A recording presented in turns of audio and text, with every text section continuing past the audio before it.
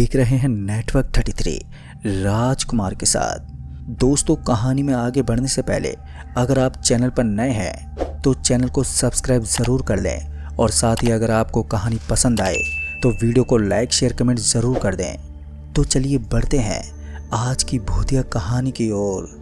दोस्तों, उस वक्त मैं गहरी नींद में सो रहा था कि तभी मेरे फ़ोन की रिंग से मेरी आँख खुल गई और जब मैंने आँख मलते हुए अपना मोबाइल उठाया तो मैंने देखा कि देवल कॉल कर रहा है। फिर जैसे मैंने फ़ोन उठाया तो वैसे ही देवल हकलाते बोला, भैया मोनू कहीं गायब हो गया है। देवल के ये कहते ही मैंने गंभीरता से पूछा, क्या बोल रहा है ये तू? तुम दोनों गोछारी हिल्स के लिए जा रहे थे ना, फिर मोनू कहाँ चला गया? मेरी ये कहते ही देवल बोला, हाँ भैया, मैं और मोनू और कविता हम तीनों ही गोछारी हिल्स के लिए जा रहे थे कि तभी कटबन्नी वाले हाईवे पर हमारी कार का टायर अचानक ही फट गया। वो तो किस्मत अच्छी थी कि उस वक्त हाईवे पूरा खाली था, जिस वजह से हम तीनों बाल बाल बच गए। पर जब टायर बदलने के लिए हम कार से नीचे उतरे तो मोनू को हाईवे के किनारे एक कुर्सी नज़र आ गई। मोनू उस कुर्सी को देखते बोला, लगता है ये हमारे स्वागत में रखा गया है। ये बोलते हुए वो उस कुर्सी पर जाकर बैठ गया। हालांकि कविता और मैंने उसे रोका भी, पर वो नहीं माना। मोनू की कुर्सी पर बैठते ही अचानक ही धूल भरा हुआ एक हवा का झोंका आया, जिसके चलते हमने एक पल के लिए अपनी आंखें बंद की और जब दूसरे पल आंखें खोली तो मोनू गायब हो चुका था।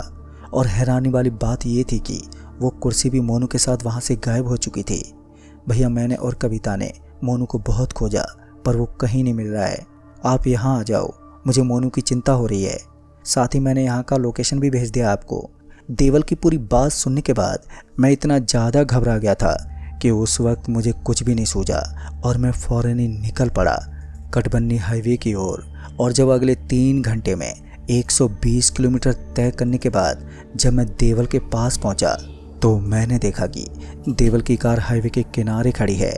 उसका पहिया फटा हुआ था। और फिर जब मैं अपनी गाड़ी से उतरा तो देवल और कविता दौड़ते मेरे पास आए और फिर से वो सारी बात बताने लगे। खैर, अब तक सुबह हो चुकी थी, आसपास कोई कस्बा तो नज़र नहीं आ रहा था। पर जब हम वहाँ से कुछ आगे गए तो चौराहा दिखा जिसके किनारे कुछ दुकानें थी, पर अभी वो सभी की सभी दुकानें बंद थी। फिर इसी बीच मैंने अपने दोस्त कंबोज को कॉल किया। दरअसल कंबोज के पिताजी एसपी हैं, तो मुझे लगा कि कंबोज के पिताजी मोनू को ढूंढने में मेरी मदद करेंगे तो मोनू जल्दी मिल जाएगा। पर जब मैंने कंबोज को कुर्सी की बात बताई तो उसे ये बात समझ में नहीं आई और उसने बोला कि देखिए यार, मुझे नहीं लगता कि पापा इस मामले में तेरी कोई मदद कर पाएंगे, पर मैं फिर भी उनसे बात करके तुझे कॉल बैक करता हूँ। कंबोज की बात से मुझे लगा कि मुझे कोई मदद नहीं मिलेगी। अभी मैंने फ़ोन रखा ही था कि तभी पीछे से किसी आदमी ने कहा, क्या कोई तुम्हारा अपना गायब हो गया है? उस आदमी की बात सुनते मैं पीछे पलटा तो मैंने देखा कि एक आदमी नीली लुंगी और सफ़ेद बनियान पहने हाथों में दातून लिए खड़ा है। उस आदमी पर नज़र पड़ते ही मैंने बोला, हाँ, वो मेरा भाई मोनू पिछली रात को अचानक गायब हो गया। मेरे ये कहते वो आदमी जो अभी भी दातून कर रहा था, उसने कहा, वो ऐसे गायब नहीं हुआ होगा, वो ज़रूर बुखारी कब्रिस्तान की कुर्सी पर बैठा होगा। उस आदमी के ये कहते ही देवल बोला, हाँ हाँ, ऐसा ही हुआ था, मोनू के बैठते ही वो कुर्सी के साथ गायब हो गया। पर आप ये सब कैसे जानते हैं? देवल के ये कहते ही वो आदमी बोला, मेरा नाम मुनीर नमकीन चाय वाला है, ये तीसरी दुकान मेरी है। अभी वो आदमी अपना परिचय दे रहा था कि देवल उसे बीच में टोकते बोला, वो तो ठीक है, पर आप ये बताइए कि आपको कैसे पता उस कुर्सी के बारे में? देवल के बीच में टोकने से वो आदमी थोड़ा चिढ़ गया और चिढ़ते हुए बोला, बेटा जी, मैं तो उसी बात पर आ रहा था कि तुमने मुझे बीच में टोक दिया। चलो, अब तुमने टोक ही दिया है तो आप ये बताओ कि तुम अपने उस साथी को वापस लाना चाहते हो या उस कुर्सी के बारे में जानना चाहते हो? उस आदमी यानी कि मुनीर के ये कहते ही देवल ने बोला, मुझे उस कुर्सी से क्या लेना देना है, मुझे तो मेरा दोस्त चाहिए। देवल को गुस्सा होता देख मैंने देवल को साइड किया और उस आदमी के आगे हाथ जोड़ते बोला, भाई साहब, आप अगर हमारी कोई भी मदद कर सकते हैं तो आप ज़रूर करें, आपसे मेरी इतनी सी गुजारिश है। मेरे इतना बोलते ही वो आदमी बिना मेरी बात के जवाब दिए अपनी दुकान की तरफ बढ़ा और दुकान खोलकर अपने गले से एक पर्ची निकाली और फिर वो पर्ची मुझे देते बोला, तुम्हारे पास उसकी कोई तस्वीर है जो गायब हुआ है? उस आदमी की ये पूछते ही कविता बोली, हाँ हाँ, मेरे फ़ोन में है। कविता की ये कहते ही वो आदमी बोला, बुखारी के कब्रिस्तान में कोई फ़ोन काम नहीं करेगा, तुम पहले अपने फ़ोन से उसका फ़ोटो प्रिंट आउट निकलवा लो। दोहिया मोड़ से पतली पगडंडी पकड़ना और सीधे चलते जाना। जैसे ही तुम्हें गीली मिट्टी दिखे तो वहीं पर खड़े हो जाना और सूरज ढलने का इंतज़ार करना। और जैसे ही सूरज ढलेगा तो तुम्हें लगेगा कि बारिश होने लगी है, और ये महसूस होते ही तुम 300 कदम आगे बढ़ना। फिर तुम्हें एक आदमी कब्र खोदते हुए नजर आएगा और उस पर नज़र पड़ते ही उसकी तरफ एकटक देखते रहना जब तक कि उसकी नज़र तुम पर ना पड़ जाए। उसकी नज़र पड़ते ही वो आदमी तुम्हारी तरफ बढ़ेगा, पर तुम डरना मत। पर जैसे ही वो तुम्हारे पास पहुँचे तो उसे मेरी लिखी हुई पर्ची और उस आदमी को अपने भाई की फ़ोटो दे देना। फिर उसके बाद वो आदमी तुम्हें तुम्हारा वो खोया हुआ भाई लौटा देगा, जिसके बाद तुम उसे लेकर वहाँ से चले जाना। पर ध्यान रहे, फिर कभी ना तो उस हाईवे से गुजरना और न ही इन सब चीज़ों की तह तक जाने की कोशिश करना। दोस्तों, उस आदमी की बात सुनने के बाद हम तीनों इस सोच विचार में पड़ गए कि उसकी बातों पर यकीन करें कि नहीं। देवल को तो वो आदमी कोई सन की पागल लग रहा था, इसलिए वो उस आदमी के खिलाफ ही बोल रहा था। पर बड़े भाई होने के नाते मुझे ऐसा लगा कि मुझे उस आदमी की बात मान लेनी चाहिए, इसलिए मैंने देवल और कविता को वहाँ से घर भेज दिया, क्योंकि मैं नहीं चाहता था कि मेरे भाई के चक्कर में इन दोनों को कुछ हो जाए। और रही बात मेरी, तो इस दुनिया में मेरे भाई के अलावा मेरा कोई और था ही नहीं। तो ऐसे में मुझे कोई चिंता थी तो सिवाय अपने भाई मोनू की। देवल और कविता को वापस भेजने के बाद मैंने अपने भाई के फ़ोटो का प्रिंट आउट निकलवाया और फिर पहुंचा दोहिया मोड़ पर, जहां से मैंने वो पगडंडी पकड़ी जो मुझे बुखारी के कब्रिस्तान ले जाती। अब तक दोपहर का समय हो चला था और उस पगडंडी पर चलते वक्त मुझे सिर्फ अपने पैरों की आहटी सुनाई दे रही थी। चारों तरफ इस कदर मातम पसरा था कि चलते चलते कई बार मेरे आंखों से आंसू बहने लगे। और हद तो तब हो गई जब मैं फूट फूट कर रोने लगा, जबकि मैं हरगिज रोना नहीं चाहता था। खैर, किसी तरह आगे मैं बढ़ता रहा और जब गीली मिट्टी नजर आई तो मैं वहीं पर रुक गया और मुनीर नमकीन चाय वाले के कहे अनुसार सूरज के ढलने की राह देखने लगा। वैसे भी सूरज तब तक अपने क्षितिज तक पहुंच ही गया था और अगले चंद मिनटों में सूरज डूब गया। सूरज के डूबते ही मैंने अपने कदम गिनना शुरू किए और जैसे मेरे पैरों ने 300 कदम पूरे किए तो मैं रुक गया। मेरे रुकते ही मौसम में एकाएक बदलाव आ गया। मुझे बारिश की बूंदें महसूस होने लगी थी। अभी मेरा ध्यान बारिश की बूंदों पर ही था कि तभी अचानक से एक आदमी मेरे सामने आकर खड़ा हो गया। उस आदमी पर नज़र पड़ते ही मैंने अपने आप को उस पर्ची के साथ अपने भाई की फ़ोटो जेब से निकालकर उस आदमी को थमा दी। उस आदमी को वो पर्ची और फ़ोटो देते ही वो वहाँ से चला गया और फिर कुछ देर के बाद अपने कंधे पर एक इंसान को लेकर आया और मेरे सामने पटक कर चला गया। फिर जब मैंने उस इंसान को देखा तो मैंने पाया कि वो मेरा भाई मोनू ही है। मोनू के मिलते ही मैं उसे लेकर वहाँ से निकल गया और इस घटना के बाद मोनू कुछ महीने अस्पताल में रहा, पर वो ठीक हो गया। दोस्तों, इस घटना के बाद से मोनू बिल्कुल बदल गया। अब उसने बचपना छोड़ दिया था। जैसा कि मुनीर ने कहा था कि इस मामले के बारे में कुछ भी जानने की कोशिश मत करना, इसलिए मैं कभी बुखारी कब्रिस्तान के उस आदमी के बारे में जानने की कोशिश नहीं की और ना ही उस कुर्सी के बारे में। और फिर उसके बाद से गठबंधनी का रास्ता हमने हमेशा के लिए छोड़ दिया। तो दोस्तों, इस कहानी में बस इतना ही। तो चलिए बढ़ते हैं आज की एक और डरावनी कहानी की ओर, जो कि रंजीत शर्मा जी की है। दोस्तों, आज की कहानी हमारे साथ शेयर की है रंजीत शर्मा जी ने, जो अपनी आप बीती में बताते हैं कि मेरा नाम रंजीत शर्मा है। आज से तकरीबन 22 साल पहले मेरे साथ जो घटना घटी उसे याद करने मात्र से ही मेरे रोंगटे खड़े हो जाते हैं। उस रात कोटा हाईवे पर जो कुछ भी मेरे साथ हुआ उसे मैं कभी भूल नहीं सकता। ये कहानी उसी भयावह अनुभव की है जिसने मेरी ज़िंदगी को हमेशा के लिए बदल दिया। ये कहानी पूरी तरह से मेरे नज़रिए से है, जिसमें मैंने जो देखा, जो महसूस किया, वही मैं यहाँ पर बयां कर रहा हूँ। यह एक ऐसी रात थी जब मैंने मौत को बहुत ही करीब से देखा और उस अनजाने डर को महसूस किया जिसका कोई भी जवाब मेरे पास आज तक नहीं है। जी हाँ दोस्तों, बात सन 2003 की है। मैं उस वक्त 28 साल का था, एक साधारण सा ड्राइवर जो अपने टाटा मेटाडोर से माल ढोने का काम करता था। मेरा काम मुझे राजस्थान के अलग अलग हिस्सों में लेकर जाता था। उस दिन मैं कोटा से अपने गांव की ओर लौट रहा था।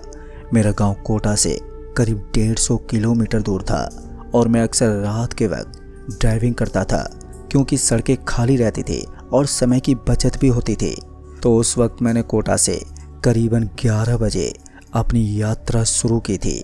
सड़कें सुनसान थी और मेरे मैटाडोर की हेडलाइट्स अंधेरे को चीरती हुई आगे की ओर बढ़ रही थी।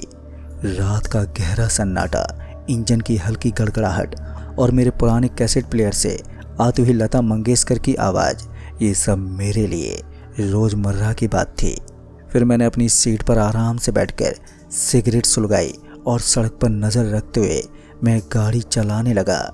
मौसम भी ठंडा था, नवंबर की सर्द रात थी वो, और हल्की धुंध सड़क पर पसरी हुई थी। हाईवे पर गाड़ियाँ बहुत कम दिख रही थी। कभी कभी कोई ट्रक या बस सामने से गुजर जाती और उसकी हेडलाइट्स मेरे चेहरे पर चमककर मुझे एक पल के लिए चौंका देती। लेकिन मैं इन सब का आदी था। ड्राइविंग मेरे लिए सिर्फ काम ही नहीं बल्कि एक तरह का सुकून भी था। पर उस रात करीब 2:30 बजे होंगे, मैंने अपनी घड़ी पर नज़र डाली और महसूस किया कि नींद मेरी आंखों पर हावी होने लगी थी और अब सड़क पर कोई गाड़ी भी दिखाई नहीं दे रही थी। चारों तरफ सन्नाटा था और मेरे मैटाडोर की हेडलाइट्स की एकमात्र रोशनी थी जो अंधेरे को भेद रही थी। तभी मेरी नज़र सड़क के किनारे एक छोटे से ढाबे जैसी जगह पर पड़ी। वहाँ पर एक लकड़ी का ठेला था जिसके ऊपर एक पुराना तिरपाल टंगा हुआ था।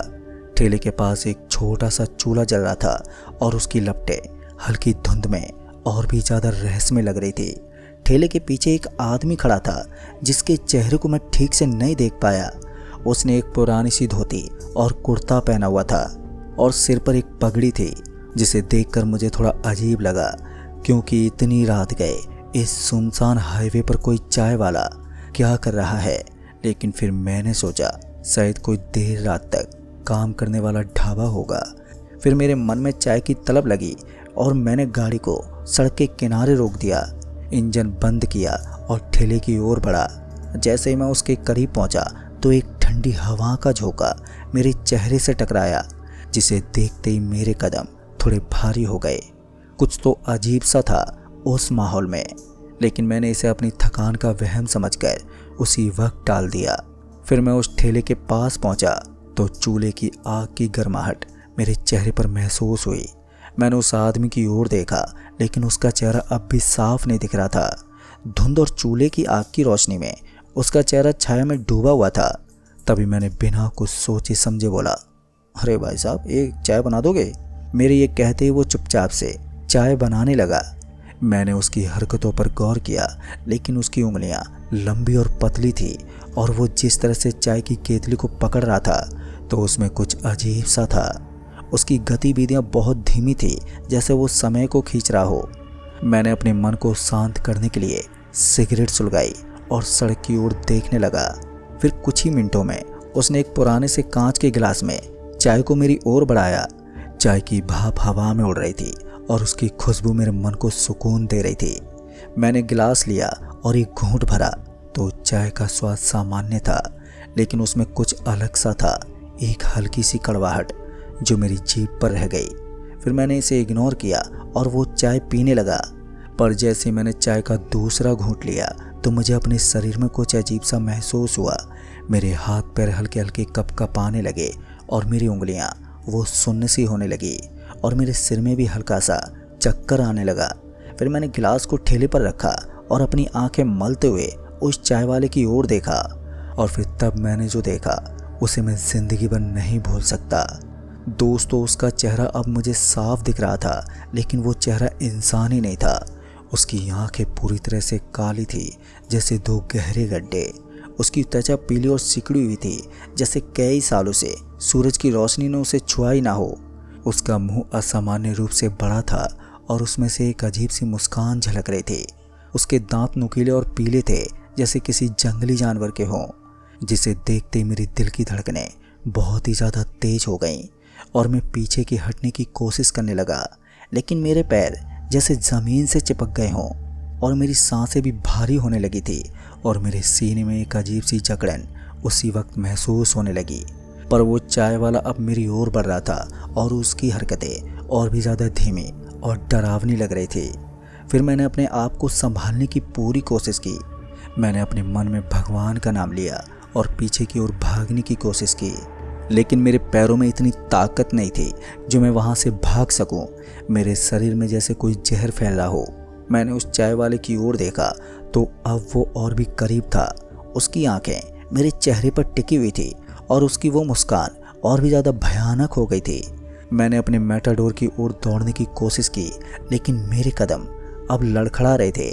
मैं गिरते गिरते बचा और मेरे दिमाग में एक ही ख्याल था कि यहाँ से भागना है, नहीं तो मैं जिंदा नहीं बचूंगा। पर मैंने किसी तरह अपनी गाड़ी तक पहुंचकर वो दरवाज़ा खोला और ड्राइवर सीट पर बैठ गया। मेरे हाथ पैर अब कँपा रहे थे, लेकिन मैंने इंजन स्टार्ट किया और गाड़ी को तेज़ी से भगाना शुरू किया। फिर मैंने रियर व्यू मिरर में देखा तो वो चाय वाला अब ठेले के पास में नहीं था। सड़क भी पूरी तरह से खाली थी, लेकिन मेरे दिल में अब एक अजीब सा डर बैठ गया था। मैंने गाड़ी की स्पीड और बढ़ा दी। मेरे दिमाग में अब बार बार उसका चेहरा घूम रहा था, वही काली आंखें और वही भयानक मुस्कान। फिर मैंने गाड़ी को जितनी तेज़ी से हो सकता था वहाँ से भगाया। सड़क पर धुंध और गहरी हो गई थी और मेरी हेडलाइट्स अब मुश्किल से कुछ ही मीटर आगे तक रोशनी दे पा रही थी। मेरे दिल की धड़कनें अब भी तेज़ थी और मेरे माथे पर पसीना छलक रहा था। मैं बार बार रियर व्यू मिरर में देख रहा था, ये डरते हुए कि कहीं वो चाय वाला मेरे पीछे ना आ जाए। तभी मुझे सड़क के किनारे कुछ हलचल सी दिखी, जिसे देखते ही मैंने गाड़ी की स्पीड कम की और देखा कि सड़क के किनारे एक और ठेला था, लेकिन इस बार वहाँ पर कोई चाय वाला नहीं था, सिर्फ एक ठेला था और वहाँ पर चूल्हा बुझा हुआ था। मैंने सोचा शायद ये वही ठेला है, लेकिन फिर मुझे याद आया कि मैंने तो कई किलोमीटर गाड़ी चला ली थी, यहाँ पर ये दूसरा ठेला कैसे हो सकता है। फिर मैंने गाड़ी को और भी तेज किया। अब मेरे दिमाग में सवालों का तूफान उठ रहा था। क्या वो चाय वाला वाकई में इंसान था? क्या वो कोई भूत प्रेत था? या फिर मेरी थकान और नींद ने मुझे वहम दिखाया है? लेकिन मेरे शरीर में जो कंपन और सुन्नपन था वो तो सच में था। फिर रात के करीब 4 बजे मैं अपने गांव के पास पहुंचा तो मेरे घर के बाहर एक पुराना नीम का पेड़ था, जिसके नीचे मैंने अपनी गाड़ी रोकी और फिर कुछ देर तक मैं गाड़ी में ही बैठा रहा। पर मेरे दिमाग में बार बार उस चाय वाले का चेहरा घूम रहा था। तभी मैंने अपनी जेब से सिगरेट निकाली, लेकिन मेरे हाथ पर इतने कांप रहे थे कि मैं उसे सुलगा भी नहीं पाया। तभी मैंने एक गहरी सांस ली और अपने आप को समझाया कि शायद ये सब मेरा वहम है। फिर मैंने गाड़ी से उतरकर अपने घर का दरवाज़ा खटखटाया तो मेरी माँ ने दरवाज़ा खोला तो वो मुझे देखकर चौंक गई। उन्होंने कहा कि मेरा चेहरा पीला पड़ गया है और मेरी आंखें डरी हुई हैं, पर मैंने उन्हें कुछ भी नहीं बताया। सिर्फ इतना कहा कि मैं बहुत ज़्यादा थक गया हूँ। पर उस रात दोस्तों मैं सो नहीं पाया और हर बार जब मैं आंखें बंद करता तो मुझे वही काली आंखें और वही वो भयानक मुस्कान दिखाई देती। मैंने अपने तकिए के नीचे एक तावीज़ रखा जो मेरी दादी ने मुझे दिया था, लेकिन उस रात वो तावीज़ भी मुझे सुकून नहीं दे पाया। फिर अगले दिन सुबह मैंने अपने एक दोस्त को, जो कोटा हाईवे पर अक्सर ट्रक चलाता था, उस रात की बात बताई। मैंने उसे उस ठेले और चाय वाले के बारे में बताया तो उसने मेरी बात को सुनकर हंसते बोला कि शायद मैंने कोई डरावना सपना देख लिया है। लेकिन फिर उसने एक बात कही जिसने मेरे होश उड़ा दिए। दरअसल उसने बताया कि कोटा हाईवे पर कई साल पहले एक भयानक हादसा हुआ था। एक चाय वाले का ठेला था जो रात के वक्त ट्रक ड्राइवरों को चाय बेचता था, पर एक रात एक तेज रफ्तार ट्रक ने उसके ठेले को टक्कर मार दी थी और वो चाय वाला उसी वक्त मर गया। लोगों का कहना था कि उसकी आत्मा अब भी उस हाईवे पर भटकती है और जो भी रात के समय वहाँ पर रुकता है तो उसे अजीब अजीब अनुभव होते हैं। जैसे ही मैंने उसकी पूरी बात सुनी तो मेरे रोंगटे खड़े हो गए। क्या मैंने वाकई में किसी आत्मा को देखा था या फिर ये सब मेरा वहम था? पर मैंने उस दिन ठान लिया कि मैं अब कभी रात के वक्त उस हाईवे पर नहीं रुकूंगा। दोस्तों 22 साल बीत गए हैं, लेकिन उस रात का डर मेरे मन से नहीं गया है। मैंने ड्राइविंग छोड़ दी है और मैं अपने गांव में एक छोटी सी दुकान चलाता हूँ, लेकिन हर बार जब मैं कोटा हाईवे से गुजरता हूँ तो मेरे मन में वही डर जाग जाता है। मैं अब भी उस चाय वाले के चेहरे को नहीं भूल पाया हूँ। उसकी वो चाय जिसका स्वाद मेरी जीभ पर आज भी कड़वाहट छोड़ जाता है।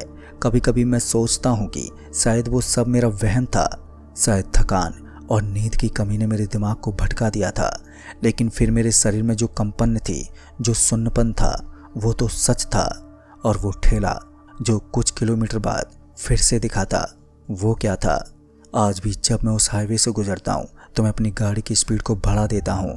मैं सड़क के किनारे नहीं रुकता, चाहे कितनी भी थकान क्यों ना हो, क्योंकि मुझे डर है कि कहीं वही चाय वाला फिर से ना दिख जाए। दोस्तों ये कहानी मेरे जीवन का सबसे डरावना अनुभव है और मैं चाहता हूँ कि कोई भी उस हाईवे पर रात के समय ना रुके, क्योंकि वहाँ का सन्नाटा सिर्फ सन्नाटा नहीं है, बल्कि वहाँ पर कुछ और भी है, कुछ ऐसा जो शायद इस दुनिया का हिस्सा नहीं है। तो दोस्तों ये तो थी मेरी सच्ची घटना। कहानी आपको पसंद आई हो तो वीडियो को लाइक शेयर कमेंट ज़रूर कर दें। तो मैं आपका दोस्त राजकुमार जल्द ही मिलूँगा ऐसी एक और डरावनी भूतिया घटना के साथ। तब तक के लिए बाय एंड टेक केयर।